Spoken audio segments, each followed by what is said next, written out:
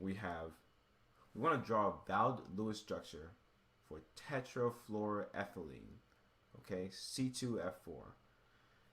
And the industrial starting material used to repair Teflon, and Teflon is used for most, I'm not even sure if it's used anymore, but the goal here is that we want to draw this Lewis structure. So we have Lewis for C2F4, okay? And we have to assume that each carbon is bonded to 2 fluorine atoms.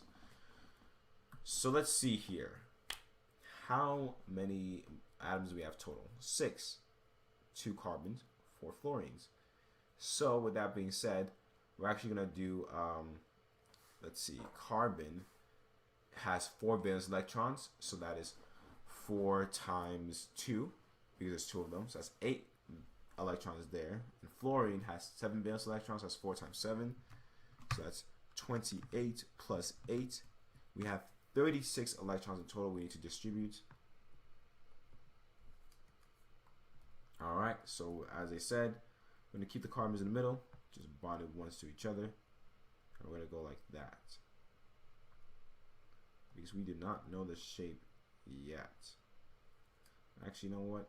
I'm going to put it like this for a reason, as you'll see later, because I do know the shape. So this will make more sense when we do actually do what we're about to do. So with that being said, let's fill out the valence electrons for fluorine first. So fluorine right now is sharing 1 of its 7. So we have 2, 3, 4, 5, 6, 7. Complete octet. Same with every fluorine here. They should have a complete octet.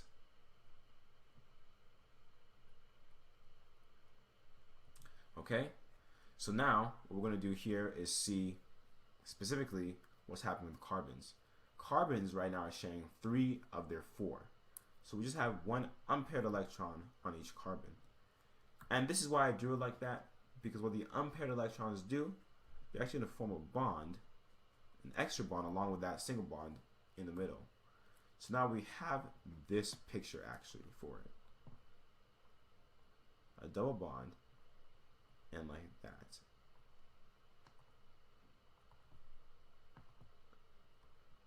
This will be the theoretical Lewis structure for tetrafluoroethylene. Okay? And we can actually check to make sure by confirming the number of electrons and its formal charge. So formal charge 0 for carbon is just when it has 4 bonds, and 0 lone pairs, which is what each carbon is doing. The double bond does count as 2 bonds, so that's why we can make this work. The fluorine, on the other hand, has 3 lone pairs and 1 bond, which is what every fluorine is doing here. So this picture is perfect for this. So we can actually say this is the Lewis structure for tetrafluoroethylene. So we have done this based on what the question is asking, but I do want to actually show something really cool in regards to this. This will be considered a perfect structure for a monomer because it has that double bond there. What do I mean by that? I mean that it can actually do this really cool thing to where it kind of keep going like this.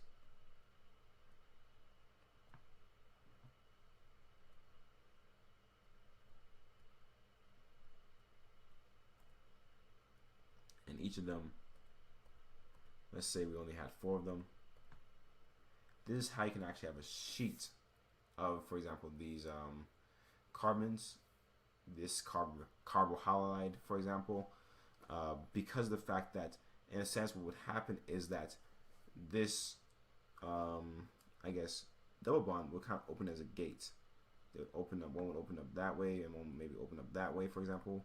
Or they may open up both on the same sides to where they can attach to other carbons that would continue on the chain. So this is actually a perfect example of a monomer, or at least a starting chain of what you would have for a continuous polymer chain of carbons, as I've shown below. I just want to add that fact because this is actually explaining things like Teflon, for example, to where how can you have such a like yes, a non-stick surface. So it's very hydrophobic, if that's the right word. Yes, exactly. Non-stick surface. So it's really just prevents materials from going through and stuff. Is because when they actually do bond together and form this polymer, it's this beautiful sheet like that. But nonetheless, this is a Lewis structure for that. So see how we did, and voila, this is what they have as well. This would be the Lewis structure for C2F4.